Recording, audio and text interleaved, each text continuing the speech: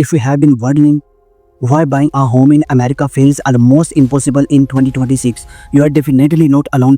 Millions of hardworking Americans are asking the exact same question. They have done everything they were told to do, the work full time, save money, build their credit, and still feel like home ownership keep moving farther out of reach. So what's really going on? Is the American dream disappearing, or this is there something happening behind the scenes that most people don't fully understand? In this video, I am going to break it all down in simple practical terms.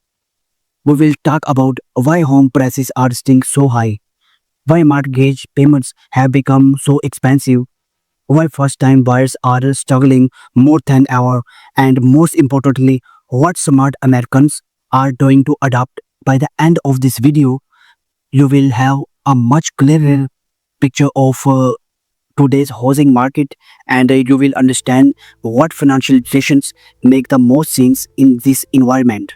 Trust me, you are going to want to stay at the end because the final lesson could save you from making one of the biggest financial mistakes of your life. For generation, owning a home has represented much more than having a place to live. It has been one of the biggest symbols of the American dreams. People believe that if they work hard, stay disciplined, and manage their money wisely, eventually they would own a home, build it, and create financial security for their families. As we motivated millions of Americans present work overtime so their children could grow up in the same neighborhood. Young couples save every extra dollar for down payments. Families looked at home ownership as a major milestone that represent stability and long-term success. But the 2026, that dream feels much harder to achieve. Many Americans are not asking whether they want to buy a home anymore. They're asking whether they will ever be able to. Let's take a closer look at why this has happening. The biggest reason is simple. Home prices have remained historically high since the pandemic housing boom. Well, some cities have seen mid-set prices correction. Many markets are still far more expensive than they were just a few years ago because housing simply continue to lag behind demand. Think about it like this, Anaji. There are 100 families looking to buy a home, but only 60 homes are available. Even if some buyers decide to wait, there are still too many people competing for too few homes. That competitions keeps price elevated. New homes are being built, but in many parts of the country, constructions simply has not kept up with the population growth and demand. As long as the demand continues to exist, simply affordability remains a serious challenge. Now let's talk about something that has made these situations even more difficult. Mortgage rates remain held above the ultra-low level Americans become used to during 2020 and 2021. That means buyers today often face much higher monthly payments, even if the home's price has not changed much. Think about that for a second. Two families could buy nearly identical houses. One bought during the low rate rates, the other buyer today, even if the purchases prices is similar. Today's buyer could end up paying hundreds of even thousands of dollars more every single month because of higher browsing costs.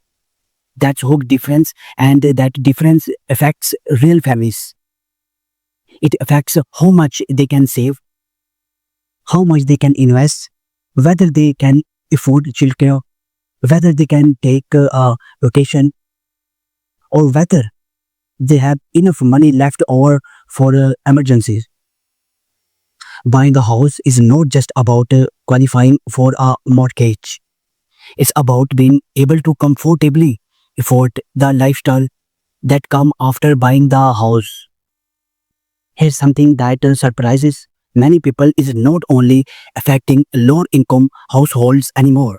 Middle class Americans are feeling the pressure to teachers, nurses, engineers, police officers, small businesses owners, people with stable careers and respectable incomes are finding themselves priced out of neighborhoods they could have comfortably afforded only a few years ago. That's one of the biggest changes we have seen in today's housing market. A higher salary does not automatically mean affordable housing anymore. Now let me example something that's often misunderstood. When people hear that home prices are high, they naturally assume that's the entire problem, but the affordability is really about the monthly payments. Lenders don't simply ask how much a house costs. They ask whether your monthly income can safely cover your mortgage payment, property taxes, homeowners insurance, and other financial obligations. When all of those costs increase together, qualifying becomes much harder. That's exactly what's happening across much of America today. Now, here's another important reasons why housing inventory remain rock tight. Millions of current homeowners locked in increasingly low mortgage rates several years ago.